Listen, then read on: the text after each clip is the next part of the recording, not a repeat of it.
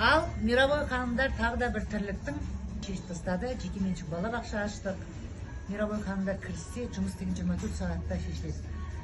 Осы балабақшаға TikTok арқылы танысқан, Instagram арқылы іздеген қаншама қыз-келіншектер. Соның ішінде біреуін жұмысқа қойдық біз бір күннің ішінде.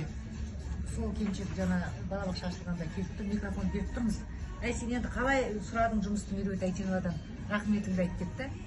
Sonra дірілдеп кеткен ғой, микрофон беріп тұр, мен қасында тұрмын, сонда менің атым болып қалды ғой жұмысқа. Қарап енді ойлай беріңіздер, кімге қалай жақсы жасаймыз.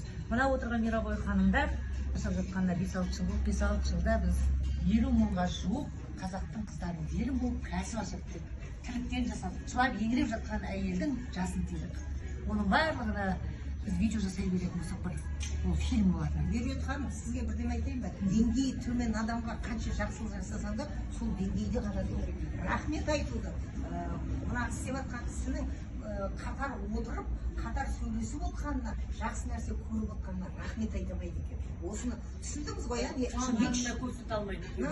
жылдан бері осыны түсіндім. Осыдан кейін біз жақсылық жасайтын болсақ, Алла ризашылығы үшін деп үнсіз ғана жасаймыз. Бірақ нені жасауды да аздап тоқтататын боламыз.